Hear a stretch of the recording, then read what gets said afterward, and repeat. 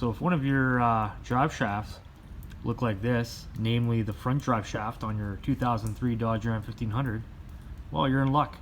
I'm going to make a quick little video for you. So as you can see, front drive shaft on my truck is totally mangled. That thing basically blew apart and let go.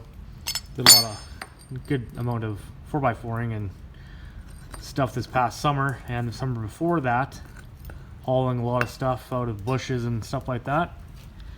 And yeah, wear and tear and abuse and all that stuff finally caught up to it. So this is the brand new one. It's a good used unit off a local records yard. Paid $100 for it, can't go wrong with that. Opposed to a brand new one. The U-joint in here is perfect, and we'll do for now till I get the new one in there. Probably next week I get around to doing it. But I really need 4x4 right now because it is winter here in Canada, and driving the highway is a little sketchy. The lightweight truck in the back. So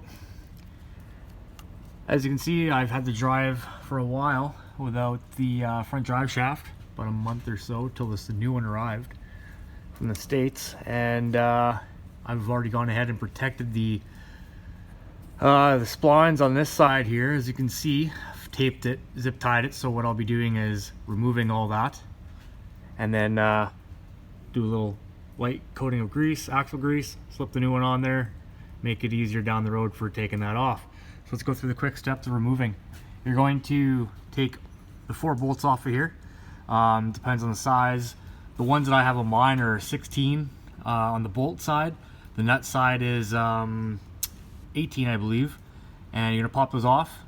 You're going to basically pop it loose here. You may need a hammer. I recommend a little pry bar.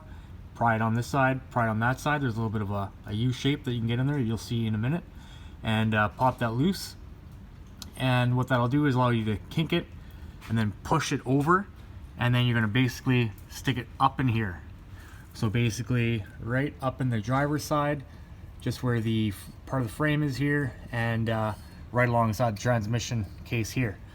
And what that will do will give you room back here to slide the actual yoke off and then bring it down this way and out, and then basically put the new one in the exact same way, up in there into the pocket up here, slip the yoke on there after you grease it, make sure the splines are all lined up, make sure it is fully installed on there, at which point you'll come down this end, you'll pull it down, line up the bolt holes. There's several on here, you see there's only 4 on here that will work for you, and then mount her on there and tighten her down, and there you go.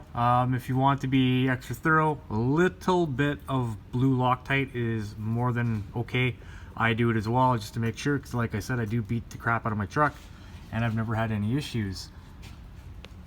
So with that, hopefully that helps somebody, and till the next video, cheers, have a good one.